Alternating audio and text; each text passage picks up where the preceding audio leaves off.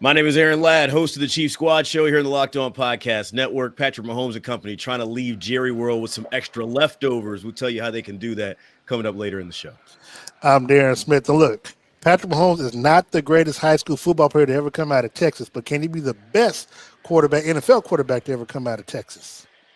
And I'm J.C. Pearson, and Isaiah Pacheco is back. How many carries are they going to give him and Kareem Hunt? Are they splitting time again?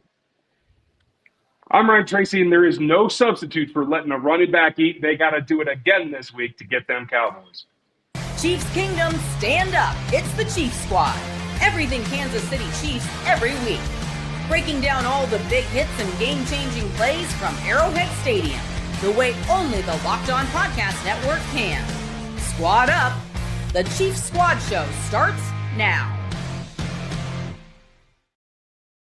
Appreciate you joining us on another episode of the Chief Squad Show. Today's episode is brought to you by FanDuel. Right now, new customers can bet just $5, and if your bet wins, you'll get $300 in bonus bets to use across the app. Look, I know there's a lot of Chiefs podcasts out there.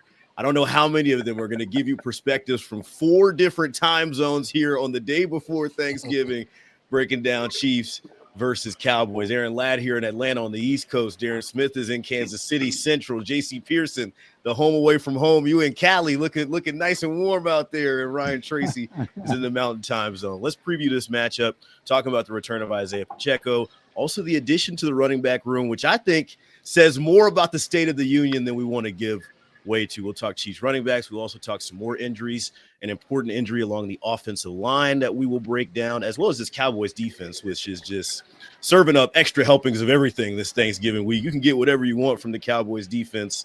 We'll see how the Chiefs can do that, as well as continue their success in the short week. We cannot start without thanking you everydayers, you people who make us your first listen. Remember, comment, like, subscribe, do all that stuff. Pump up the channel. I've been seeing those comments saying that Aaron and Darren were leading on to something. Y'all calling us haters. That's fine. Engagement is engagement. We'll take the engagement. We'll keep that going. You didn't see that, Darren? Leading on to something like what? What do you mean? I don't know. I actually do work at the game, so I don't know what these people are talking about. So. Okay. Darren Smith is feeling bold because he survived his showdown with Chris Jones in the locker room on Sunday. I'd like to know what the hell we should be hating about. What, telling the truth is hating now? Let's go into the first topic. We got a little intro, and now we're on our way. Let's talk some Chiefs running backs, and there's a return from starter Isaiah Pacheco, confirmed by head coach Andy Reid it was on Tuesday. He said we'll get him in there. Doesn't say an exact snap count. Remember, Pacheco has been out since October 27th with a right knee injury. So he's back, and Kareem Hunt just had a career or a season high in workload and production last week. What do you think this looks like? Let's start with you, Darren Smith, and then go around the horn on Isaiah Pacheco getting back into the lineup with KC. So I think Kareem Hunt does get the start on tomorrow. The amount of snaps that Pacheco gets, I don't know. Well, look, they've seen him a lot more than we have. So I would say he'll probably get about 10 snaps. I'm not saying touches or anything, but I think he gets about 10 snaps. But I don't think he really gets a lot of playing time. But I think what he'll bring that the team has probably missed most is the burst of energy and excitement that he brings. Because he's pretty explosive when he comes out the backfield. I'm not going to say how well he does when he explodes coming out the backfield, but I'm not expecting a lot from Pacheco tomorrow outside of just the energy that he brings. Well, I mean, that's really what he brings is energy. Yeah. And, it's funny how you get healthy when they sign somebody else in your position. Right. Well, all of a sudden, yeah. All of a sudden, I'm good. I'm ready to go. So, I mean, he's going to be he's playing for his life. He's playing for his his career. He's playing for, his spot on the Chiefs team and proving that he's, worth keeping, because obviously by them going out and signing Damian Pierce, they're acknowledging that they need somebody else in there. Quickly, before I get to you, Ryan, it is fair. Pacheco did practice all 3 days last week, but Andy Reid said he didn't want to have him play 2 games in a 5-day span coming off the injury. Do you think that maybe Pacheco is fighting for his spot or his mark in the roster? I hope that he's fighting to make a mark. I don't know about where they're going right now because, quite frankly, I am not convinced that Kareem Hunt has been in the cold tub enough. He might have not left the thing all week long. He still might not be in it enough. You know what I mean? So they need the committee to actually be able to run the ball this week, especially when you're going to have another game coming. The recovery time at Kareem Hunt's age is a question mark here. And so I think you've got to have Isaiah. How much, I think, depends on what those 3 days look like. Obviously, this week there wasn't much to go off of. But I think the thing about Pierce is that it just gives you another option should you choose to go that direction. I don't know that there's anything other than a two-man balance right now because you got to keep Smith in it. That's the thing that I think keeps getting lost in this whole thing is how do you treat Rashard Smith after this kind of two new guys into the mix? It's got to be that pass game with Smith.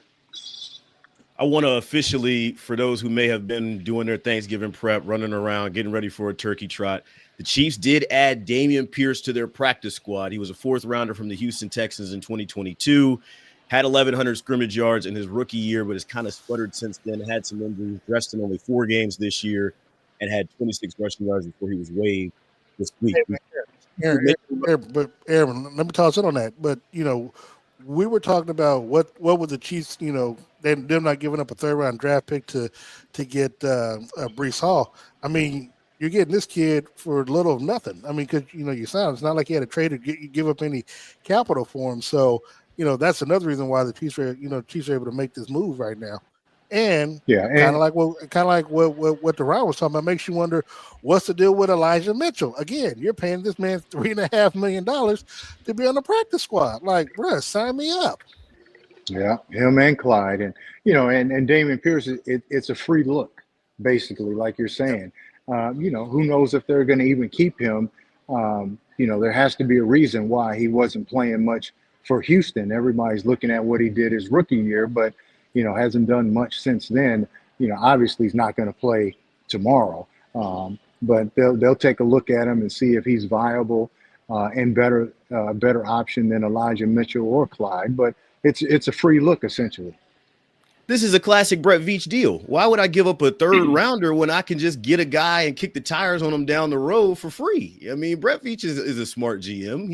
He's a bargain bin shopper, if you will. He's looking on the clearance rack before he spends on the designer thing. Breece Hall, we already talked about. You had to extend him as well, potentially. Why would I do any of that when I can go get a Damian Pierce? But back to the original point, and I don't want us to lose track of this, because remember on this podcast, we did stock up, stock down for our everydayers, and we said stock down, or I said stock down on the Chiefs running back room. This is a further admission of that. And to Darren's point, I'm not really expecting that much from Isaiah Pacheco, who only has 8 games, 78 carries, and 329 yards and 1 rushing touchdown this year. My expectations are low. They're trying to figure out pretty much anything they can to piece this together. It's kind of like a Frankenstein running back room, if you will. I want Rashard Smith's passing game ability. I want Kareem Hunt's bruiser ability. I want Isaiah Pacheco's energy. But as they say, if you have 3 guys who do one job, you don't have one guy who can do the job. Running back is not a one-man job these days, though. There are no – everybody's losing their minds that CMC's getting 31 carries or touches in the game, right? This is not the days of Walter Payton, right? So I think you have to take that with a grain of salt. I do agree it does say some things about the rest of the room. But for Isaiah in particular, I feel it's more about a concern about his ability to stay healthy than his ability to bring something to the field. I think when they have him, they're probably happy with his contribution to that committee. But I just don't know if there's a lot of confidence for how long that's going to last. Man, look, I remember 2 years ago, and actually it could have been last year, where I got upset at Pacheco because he was, and this was, I think this was in training camp or early in preseason, where he talked about, he didn't mind, or he wanted to play, he didn't care if the league moved to an 18-game season. I'm like, bruh, do you really realize what, I don't think you understand what you're talking about, because first of all, you got to stay healthy. I'm like, and second of all, you got to get to a second contract with anybody before you start talking about playing 18 games where you're just going to freely play another game without getting nothing in return. I was like, and so when we talk about him being healthy, I always go back to that, because I'm like, you're sitting there talking about playing 18 games and you can't stay healthy for the 16 to 17 games that you're playing now. So, and that's because of his style. Exactly.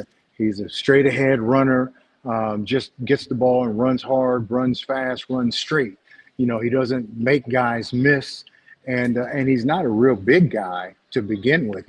Everybody thought he was real big because he ran with a lot of energy, and even after he got tackled, he's still trying to move forward and that kind of stuff, which was great. But in this league, if you take the punishment, you're always, as a running back, going to take more punishment than you give out in the long run. And him not being a real big guy to begin with, he hasn't been holding up. And there was some question coming into the season if they were going to keep him this year because of the injury bug and how he was going to come back. So he had to prove to him that he was worth keeping, and now he's got to prove that he can stay healthy.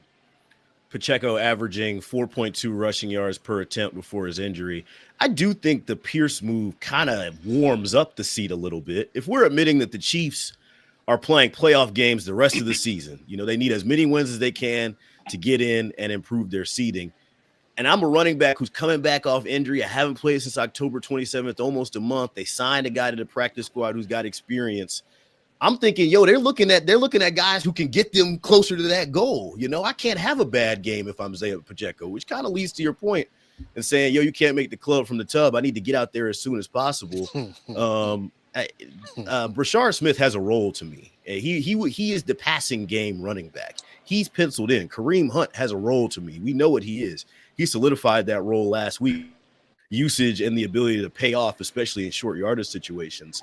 I don't know what Isaiah Pacheco's clear role is in the running back room right now. I mean, energy is cool. Energy is fun. But, I want productivity over energy.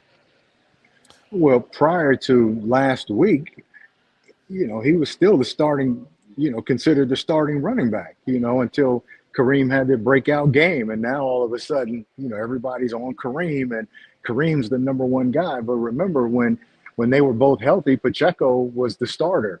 And, now, of course, he's got to go out and prove that again because Kareem did that last week. So, I think he's going to bring a lot of energy and a lot of intensity like he always does.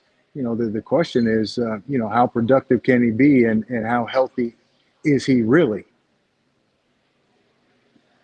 Yeah, that's an interesting question. I'm wondering about the percent. That's why I don't expect a lot from him in Thursday's game. And how many carries you think, Darren, if you had to put a number on it? Let's do some Vegas with you. If I said 12.5 carries, under 8. What about 8.5? Like you needed to prompt him. Yeah, I'm still going under, man. I think you're going under 8.5 carries for Pacheco. Yes. Okay. I think it depends on how he's looking and how productive he is, in his first few carries. And if he looks like he's doing well and running well and gaining positive yards, I think they'll give him, I still don't think he'll get more than 10 carries, but and that's if he's being really productive. Well, from Coach Reed's standpoint, it allows him to ride the hot hand. If he comes out like gangbusters, handing the ball, right? And if he doesn't, then you got room to maneuver. So I think that variability is a good thing. Yeah, but the only reason why I don't see him getting that many carries, one, because I think Kareem's going to get more carries, but also I just think tomorrow's going to be one of those games where the Chiefs revert back to the passing game. I think this is going to be a high scoring game, and I can just see them just airing the ball out on both sides. So that's the only reason why I don't think he's going to get as many carries, because one, I think Kareem, I presume Kareem is going to start. I presume he's going to get more carries, but I also presume that the Chiefs are going to have a more of a passing attack and get away from the running game tomorrow. See, Darren, I can see it going a different way. I can see Kansas City getting up a couple scores and trying to lean on that run game and saying, all right, Isaiah, this is your opportunity to kind of get your game reps back in a low-pressure situation. We up a couple scores. We need to eat some clock. How about you go out there and prove that you're healthy? Because, like we said, they signed another guy. They got another guy who's waiting in the wings if the situation doesn't work out. Yeah, look, that sounds good. I would love for that to happen, but Patrick is going home. We haven't talked about it yet, but Patrick is going home tomorrow. He's not going home to hand the football off. Let's keep that in mind. And I think Damian Pierce, we don't know what he is. The team that had him, didn't play him. So, if nothing else, just the fact that they signed a guy to take a look at, is fire under all of those running backs, because anytime they bring a guy in at your position, then they think that they're missing something. So, that's how back in the day when you come in on a Tuesday, which is everybody's day off, if you see a bunch of corners in there working out, you're like, wait a minute, man. Shit, they making a move with somebody, so it better not, I better make sure I'm on my game. So if nothing else, it's going to light a fire under all of those guys, whether he can actually play or not. Ryan, final thoughts before we go to break. There's always that outlier, right? There's the Baker Mayfield in Los Angeles effect, where I don't need days, I don't need reps. Tell me where to run and I'll run. So there is that aspect of it. And I think maybe at the running back position, that might be one that is a little bit more like, just come in and show me what you can do. Go prove it. And if that does happen, I think it'll be really interesting to see what that does for the balance of everything. Because what I'm, again, most worried about is lost reps to Rashard Smith, because I think he is the direction it has to go in overall. All right, we're taking our first break here on the Chiefs Squad Show. When we come back, we continue our injury updates, who's in and who's out for Kansas City on Thanksgiving against the Cowboys. You're listening to the Chiefs Squad Show on the Locked On Podcast Network.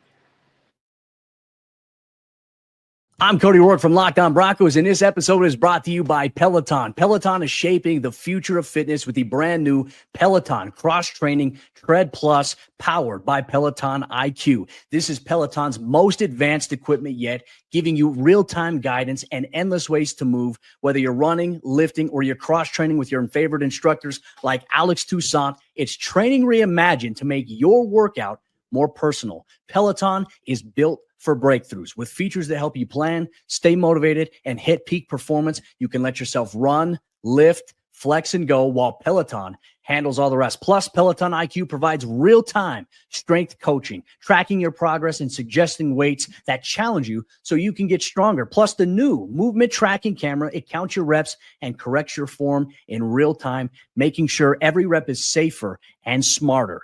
So let yourself run, lift, flex, push, and go. Explore the new Peloton Cross-Training Tread Plus at onepeloton.com. All right, we are back in on the Chiefs Squad Show on the Locked On Podcast Network. Aaron Ladd, Darren Smith, Ryan Tracy, and J.C. Pearson previewing this Chiefs versus Cowboys game on Thanksgiving. I implore you to please watch the live stream on YouTube. You would see my beautiful hat that I have on. It's a turkey or turducken, according to some of the commenters right now, whatever it is. I hope y'all are eating good and with some friends and some family this week as we preview this game. No Trey Smith, no Noah Gray, no Roland Wallace as well for Kansas City as they look ahead at this game. The injury report's already out. I wonder for you guys, who is the biggest name of these? Because there are a couple guys who have made impacts for Kansas City. But I want to start with you first, JC. Have you ever had a high ankle sprain? Because it's rumored that Trey Smith has a high and a low ankle sprain. What do you think about that, a guy dealing with that kind of injury leading up to this game? Tough. Yes, I've had many ankle sprains, high and low. And, you can – the problem is going side to side. The first thing you're able to do is just go straight ahead without cutting, especially when you tape it up and everything. But to be able to move laterally and then, be able to pass off blocks and have to, pick up other twists and games, can't do it, man. And, it's going to be tough for him to come back in the next game, to be honest with you. So I wouldn't be surprised to see him miss a couple weeks, maybe 2 or 3 with that. But, he's a tough guy. But yeah, being able to move laterally is the biggest thing, and it's painful. We've seen the Chiefs have tackle issues or tackle injuries and try to help guys out on the edge by doing chips, blocks, and double teams and all that kind of stuff. But it's got to be harder to do that when it's an interior alignment. Ryan, what do you think about Trey Smith dealing with these injuries? And then, as JC said, maybe multiple weeks without him being in that lineup.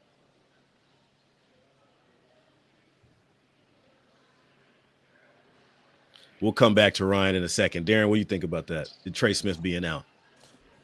I think that's going to be the biggest absence for Kansas City, especially if it's going to be extended time, as JC talked about, because of the next team that you have coming up. Now, granted, they'll have 10 days off, or they'll have 10 days before the next game, but that next team coming in is the Houston Texans, and so So that's, I mean, we saw what that defense did against Josh Allen, getting after the Buffalo Bills the way they did. So I don't. The Cowboys defensively don't really worry me, but they worry me more. Quinnen Williams over there now. Well, no. I was gonna say they worry me more on the defensive line versus the back end. Like I said, that's why I think it's going to be a high scoring passing affair. But yeah, but I think his presence is going to be felt there. And I can't remember who they had backing him up or who they had coming in for him. I think it was Was it Caliendo? It could have been. You talking about for Kansas City to come in? Yeah, they replaced Trey, right? Yeah. I think it probably had to be Caliendo, right? Yeah, I think it was. We'll double check that. Yeah, it was, and from what I understand, that's the plan here. Hopefully, this mic is working better now. So yep, yeah, we got you. I think it's not just Quinnen though. Digazoo is the guy that I think is really starting to come on and provide a little bit more pass rush. And as much as you might want to be opportunistic about Mike Caliendo getting in there, multiple weeks without Trey is problematic at best, in my opinion. But this week in particular, just because it feels, I don't want to say fragile, but Patrick just kind of got the groove back, right? And if you get A-gap disruption right in his face, right after, I'm a little bit concerned about falling off of that train a little bit. I want to see a nice quarter, maybe a couple, where it's get the ball out, manage the pressure so that you don't give them an opportunity to wreck what they just kind of patched back together. Yeah, and the good thing about that, Ryan, is that Caliendo has played.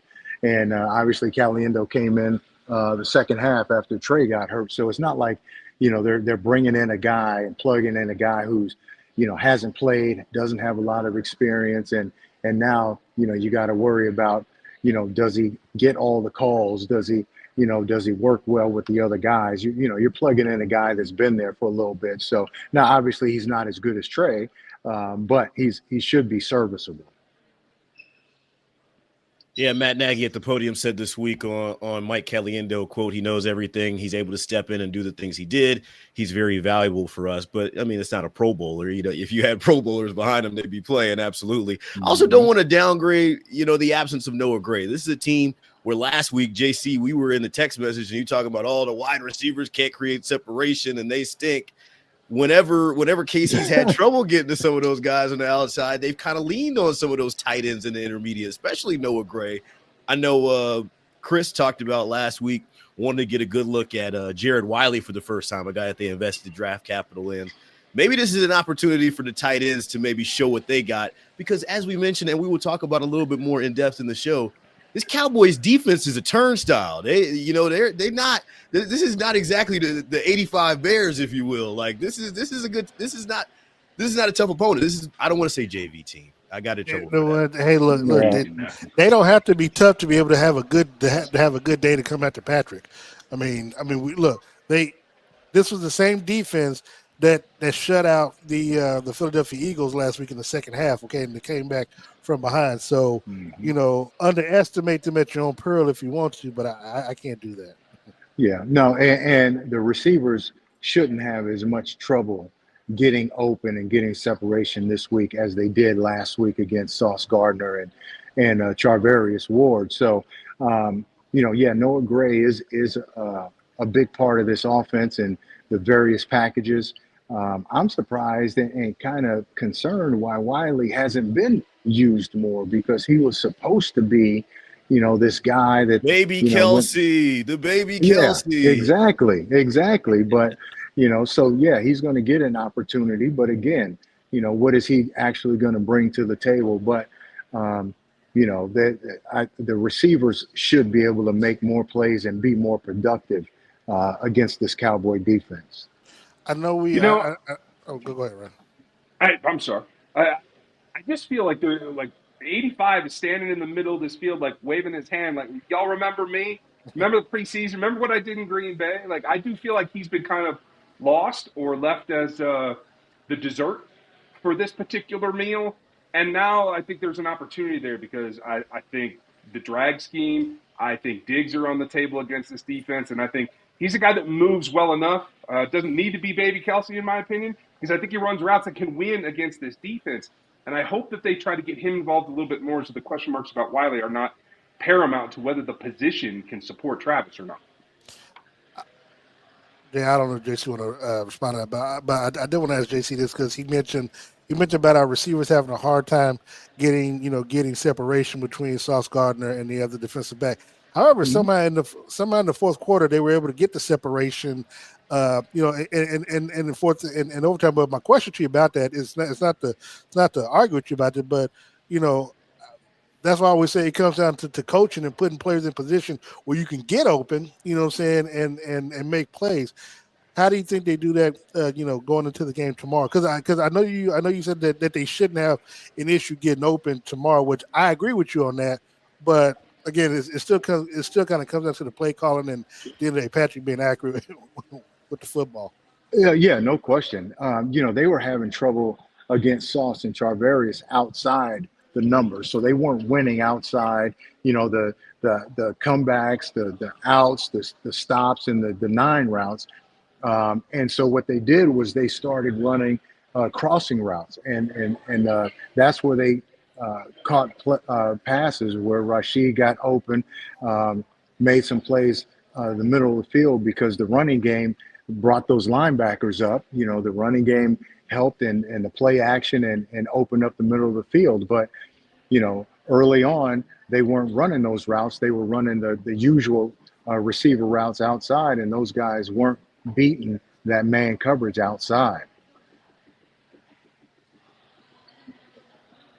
I like the concept of using them in combination, right? Because I think one guy that we should probably talk about more coming up, we haven't mentioned for a couple of weeks because when Rashid showed back up, Tyquan Thornton kind of went on the back burner, right? And I've been saying that for a month now, but yeah. Yeah, but this is the time where I think this defense will overreact to the under stuff. If you come back out and you're running crossing routes early and you're trying to pull them down towards the middle, I think there will be opportunity for those shots that they want to take. And hopefully, with a little bit more separation, you can hit some actual home runs instead of triples that you got to try to bunt in. Does Trey Smith's absence impact the run game as well? Because that was a point of contention on the broadcast last week. There was Kareem, the holes weren't there. It wasn't the same kind of running lanes or the same kind of openness than when Trey was in there. Obviously, he's a Pro Bowler. We know what he's capable of, but maybe to your point, Darren Smith, about coaching, does Matt Nagy kind of scheme something up a little bit differently for Isaiah Pacheco who comes back in? Maybe we go off tackle a little bit more. Maybe we start to see that Xavier Worthy with the jet sweeps behind the line. Maybe they get more creative. No, Xavier Worthy does not need to be running the football. Please, he does not need to be running the football. He's already light the pants as it is. The last thing because here's the thing: you got about 6 running backs on this roster right now, so you don't need to be having any wide receivers running the football because if he gets hurt, everybody's going to be asking, why the hell why'd you call that play? No, the fastest man in the league. Is he? He ain't played like it the last month. This ain't a track meet. It ain't a lineup and run a 40. You gotta run, move side to side, run routes, avoid people, catch the ball, those things. Better to the cornerback that shut him down in Buffalo, who ran the fastest 40 time this year at the combine. Y'all mentioned Odigizua as well. He's aiming for his 3rd game in a row with the sack. Had 4 tackles in the sack last year on Thanksgiving, as well as Quinn Williams, who aims for his 3rd Thursday game in a row with the sack. I want to talk some Dallas offense on the other side of the break when we come back from this, because Pickens and CeeDee Lamb have started to heat up a little bit, and those guys are causing some trouble for opposing defenses. But we want to talk Cowboys defense. We'll talk a little Cowboys offense. We're continuing our scout of this Thursday night matchup between Kansas City, or Thursday afternoon, Kansas City and Dallas. Let's take a quick break here. On the other side, we will do that. You're listening to the Chief Squad Show on the Locked On Podcast Network.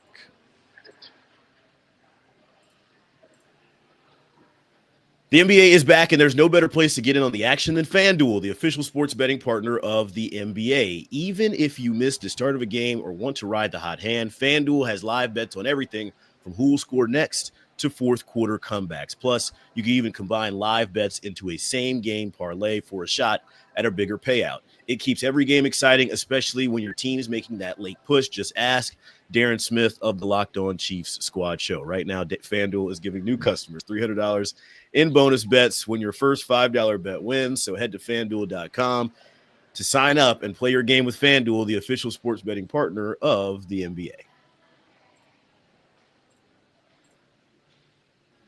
I hate you so much right now. I didn't know you listen. I didn't know you listened to those, Darren. I thought you just reset. Man, I'm a professional. Oh, what are you talking about, man? Well, all I know is I cannot wait till Monday. That's all I'm saying. I cannot wait till Monday. You on here giving out free money? People should know when you win, Darren. People should know when you're giving away Thanksgiving turkeys. How else can you help the community? You know. Well, I'll put it like this. I will put my referral link in the chat. So they can sign up for FanDuel, okay? What's the line say? What's the line say about this game? I think the Chiefs are 3.5-point favorites.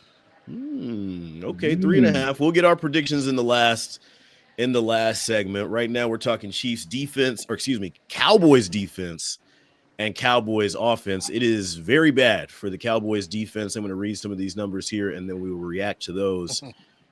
Yards per game, they are 29th. Yards per play allowed, that is 28th. Points per game, 31st. Rushing yards per game, 22nd. Passing yards per game, 30th. They are 32nd in third down percentage allowed and 30th in red zone touchdown percentage allowed. So a bottom tier defense pretty much in all the important categories. Though the defensive line we have given some respect to. We've given them their flowers. We let them know what's up. JC, you kick us off on this one. You've been in locker rooms, you've been in preview weeks and matchup weeks, getting ready for games where that other defense has not done a lot right this week or a lot right this year. How do you prepare for that? What's the mindset in Kansas City right now as they prepare for this? Man, you can't prepare, go in thinking what the stats look like. They won the game last week against Philly, the team that beat you, in the Super Bowl. So, you can't go in saying, oh, they're last in this and they're last in that. The mindset is we got to go in and we got to execute and do our job and make plays. And that's what it is. You don't go in saying, looking at where they rank and that kind of stuff, especially when they're and saying we should do this because, you don't know the circumstances. They could have had a bunch of injuries. They could have had one bad game. Who knows? Who cares? Those guys over there are getting paid just like you are, and you better come to play, or else you're gonna not get any turducken on tomorrow. So those guys, they know that the Cowboys, that star still means something whether they're winning or not. So hey, those guys are still pros. You got to show up and play. They might not say it, JC, but I will. That defense is food. Yeah. Go get you extra help. You don't got to line up and play. That's why, bro. Go get you extra helping over there. It's seconds and thirds out there if you want it. Watch what you say. Watch what you say. Philly might have thought that last week, and look what happened to them, right? So hey, these guys are playing for their playoff lives also. So if they have anything in any kind of fire in their belly, they're going to come out and play their best. And the Chiefs have to do the same. So, those guys are playing for the same thing the Chiefs are playing for, although they're different conferences, same situation. I think, too, that this defensive unit, you got to remember, they're pretty bad. I mean, they had some mental health issues going into this season. They lost their premier player to begin this season. And I don't know if you had anything else. They might have had Parsons-itis. I don't know. But when you get an injection of talent like Quentin Williams, he can be instant, right? But I think the group around him can gel, and they do seem like, at least at the front, they're starting to pick it up. If the back end wants to play off of that, maybe you get a little bit more fire. Maybe they feel like there's blood in the water because the way the Chiefs play some other teams like the Broncos. Maybe they feel like they can step up, and we all know that they get their best shot every time, but maybe that looks a little bit different. So I think it's actually a good thing for Kansas City's offense to get that kind of confrontation because they should be able to throw on this team. They should be able to play action on this team at will. They got to go out and do it, and they got to be able to monitor themselves that if we're not performing in the first quarter, we got to change it up. and you got to be careful because those guys on the back end, they take a lot of chances. And that's why, it's high risk, high reward. If they, Deron Bland and those guys, when they make the plays, they're great. But when you gamble like they gamble a lot and you don't make the plays, then you give up big plays. So what the Chiefs have got to do is make sure that they don't, let those guys jump a route, get an interception and return it for 6 or put them in great position. But make those guys, have to stay back and not, give them, double, run some double moves early, make them think that, hey, if I try to jump something, they may double move me and give up a big play, because that's what you don't want to do, is give them any life, any confidence by giving them something early. Hey, look, I'm gonna tell you, man, this is the type of game that, worries me, but it doesn't. Look, I agree with you all that the Chiefs should be able to do well on the offensive side of football, throwing the football against the defense. But the problem is this, and JC, from playing, when you're down 21-0 and you're able to have the momentum and to where you come back and beat not only not only a rival, a team in your division, but the defending Super Bowl champion, at home, the way that you did, that gives that defense a little bit of confidence where they feel like they can carry that over to this game, just 4 days later, because both teams are, got the same amount of rest, more or less, 3 hours or whatever, coming into this game. And here's the other thing too. The head coach has already said that they're going to challenge, they're going to challenge, Spags and look, if he wants to be aggressive, you can. They are. Look, we already know that Dak is going to throw the ball to CeeDee Lamb, and he's going to throw the ball to Pickens.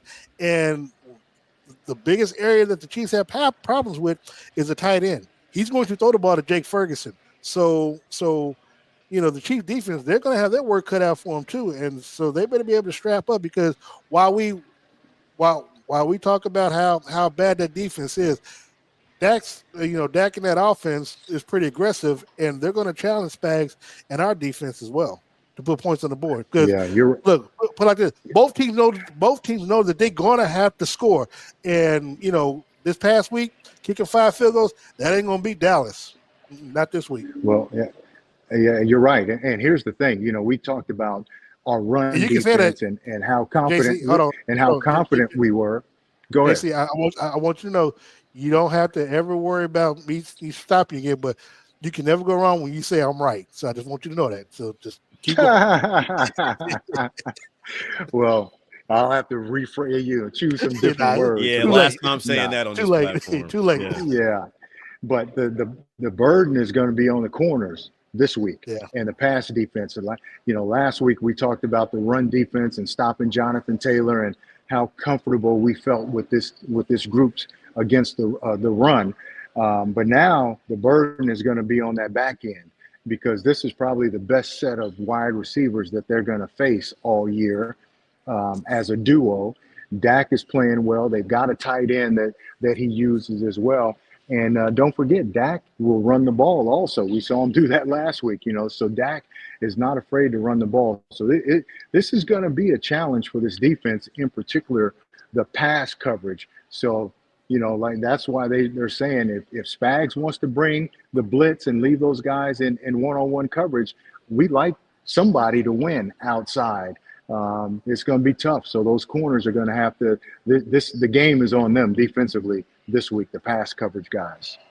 George Pickens is hot. He has 75 receiving yards in each of his past 6 games. And then CeeDee Lamb had 75 receiving yards last week, trying to go for his 5th in a row at home with that same mark. I want to make one more note on the defense before I pass it to you, Ryan. We talked about those bad numbers for Cowboys defense.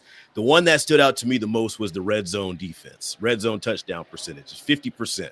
Kansas City going from week to week. Last week, I think we can all admit, wasn't good enough in the red zone. It was a turnover. They didn't get touchdowns when they needed them, settled for field goals.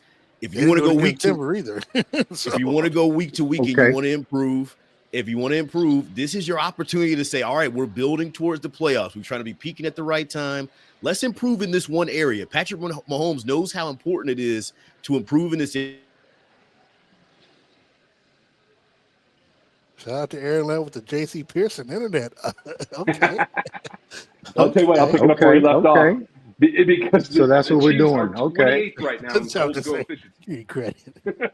They gotta, to his point, they gotta step it up. They're 28th in goal to go efficiency right now in this league. This is an opportunity. But to what we were talking about previously as well, you need to win on the outside. But I think the guy that's forgotten here is the fact that CRW is ruled out. And Chris Rowland-Wallace is a guy that can come in and take some of those tight end routes. They are going to play action the snot out of you with Ferguson. And I think it's going to be directed specifically at whoever's manning the nickel, especially if they're trying to drop and change over who might be coming as a fifth man blitz. That's where they got to be very, very careful, because I do think that they are also, especially should the Chiefs mess around, have a backboard or whatever, fall behind by a score or maybe 10 points, they will run Javonte Williams. We've seen him run out against this team before, put up 88, 87 last week with like 4.5 a carry.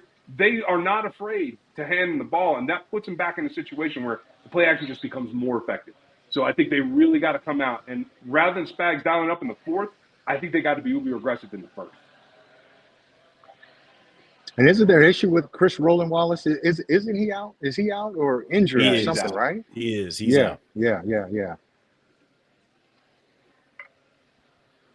Tough test for Kansas City? I don't think so. Y'all are talking this game up a little bit. I'm not going to lie to you. And you can tell because of how it's stacked. I mean, I know Detroit and Dallas play on every Thanksgiving. They got the halftime shows now. It's a big deal. The best game of the night is usually the first one or the last one. That middle game, I mean, they just want to – to me, really, if I want to put my tinfoil hat on here – And the NFL's never wrong. Come on, man. What are you doing? Tinfoil hat on here. And you tripping. You already eating too much turkey, man. You got too much. They're just trying to break the viewership record. That's all this is. This is a thirsty attempt to break the viewership record. They saw Dallas Cowboys and saw Chiefs and thought Thanksgiving because they know everybody has an interest in those two teams. They either hate them or they love them. Okay, well, first of all, they're going to break the record, so that's not even an issue. So let's get that out the way. Second of all, if you watch how both teams actually won the game, that's what makes this game even more important, because they know fans know the importance of this game. Kansas City had to come back from behind in overtime to beat the Colts, and of course the Cowboys came from behind to turn around and beat the BD. So the storyline sells itself. I mean, the league didn't have to just generate anything for this game to be what it's going to be, and people. This Thanksgiving, they're going to sit back and watch the game. They're going to watch the pregame show, what I'm saying, before the game. And then they're, then it'll be showtime. But again, at the end of the day,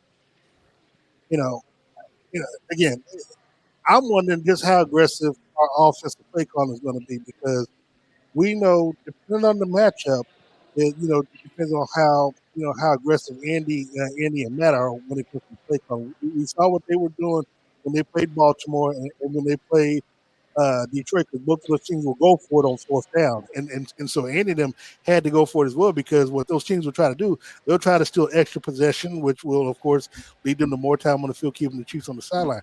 Kansas City cannot afford to do that. And again, you talking about talking the game up. The players themselves talked this game up. Patrick, when he was at the podium, he talked about it. He's got 50 people, 50 family members and friends been at the game. You can do all the hand waving you want to. Again, he's not going down there to hand the ball to Pacheco and Kareem Hunt. Yes, hopefully he'll do it on the goal line, because Patrick's been throwing some interceptions or whatever. But he's going down there to air it out. And again, at the end of the day, we know Andy Reid and Matt Nagy will prefer to throw the football versus running it. So again, it's going to be an air attack on both sides of the game. And look, I expect the Chiefs to be down early, because they always elect to defer if they win the coin toss. The other team will go down, and if they can't stop them, they're always playing from behind. So I expect them to get away from the running game early on.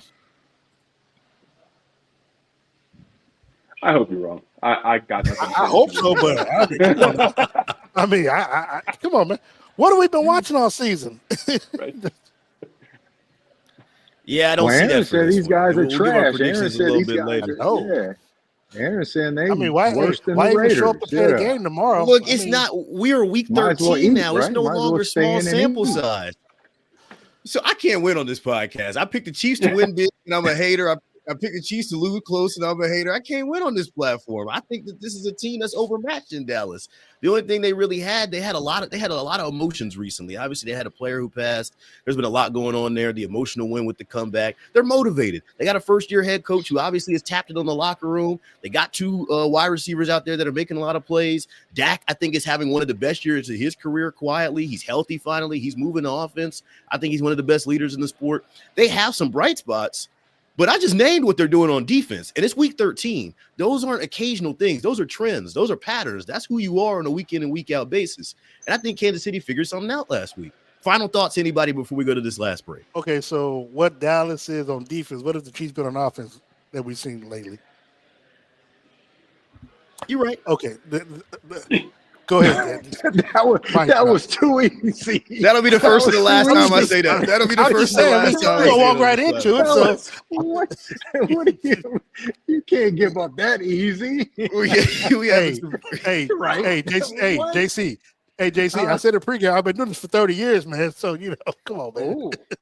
We let Darren Smith have it. Now you're flexing on it, too. Yeah. Now you're flexing on it. Giving his bona fides. Thank you so much, Darren Smith. We're grateful for him. We're grateful for y'all for tapping in. We got one more segment here. We'll give our predictions, and we'll talk about the success Kansas City's had on short weeks as they preview a short week against Dallas. You're listening to the Chief Squad Show on the Locked On Podcast Network.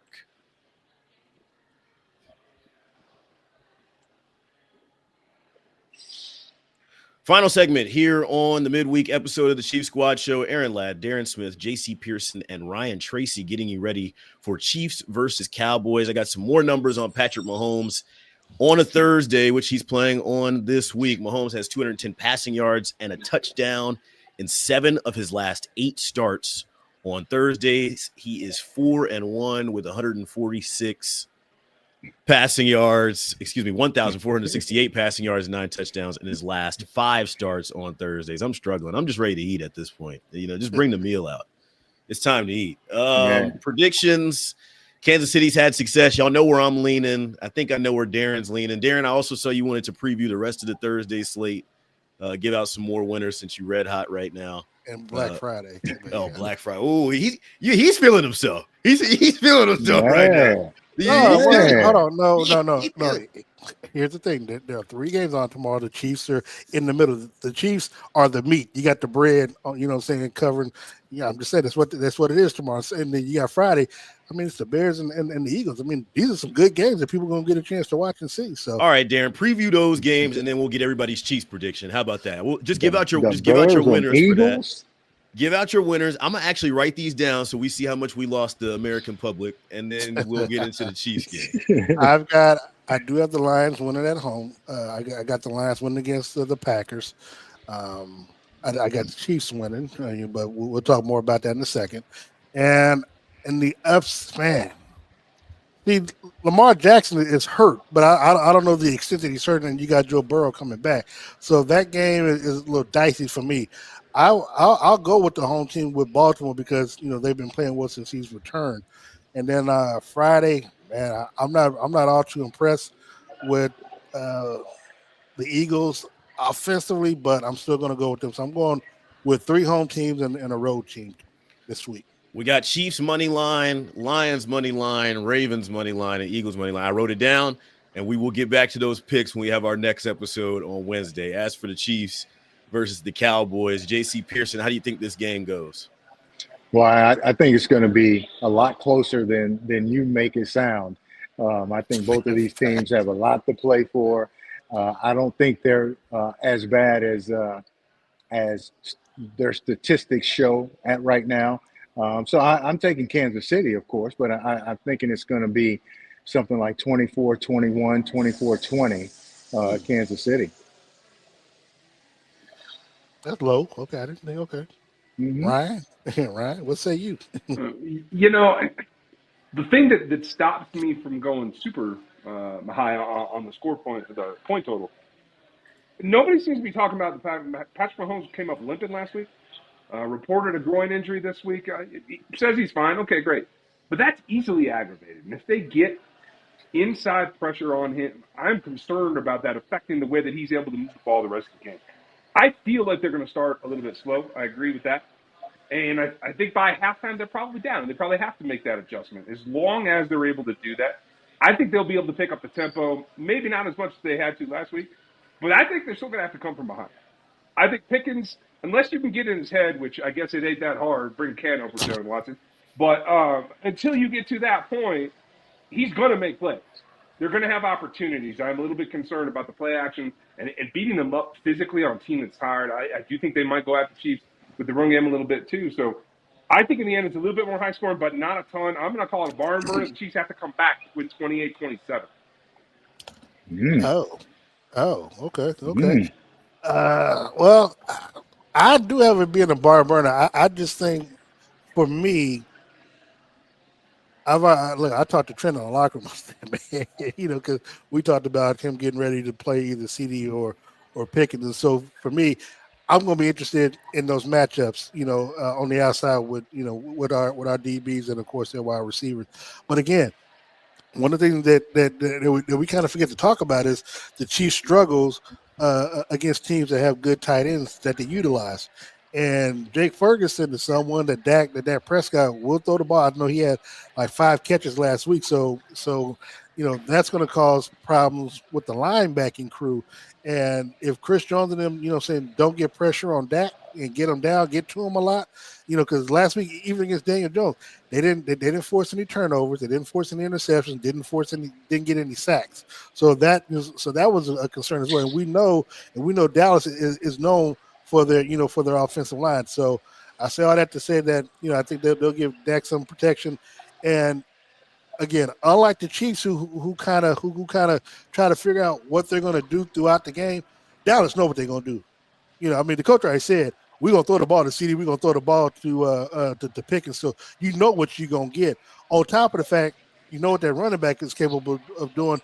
And this is also, look, we don't really talk about this stuff, but it's also a rematch of the top 2 MVP voters. The last time Patrick Mahomes won his MVP, he had beat Dak Prescott. So you go again. I'm just saying, man, and again, there's a lot of storylines. So I got the Chiefs winning 38-31 in this game. I think 30. I think wow. Yeah, 38 points for Kansas City's offense. Hold on. They are going to have to score. Look. So you think they have to put points on the board? Go ahead. And you think that the defense is going to give up 31 points?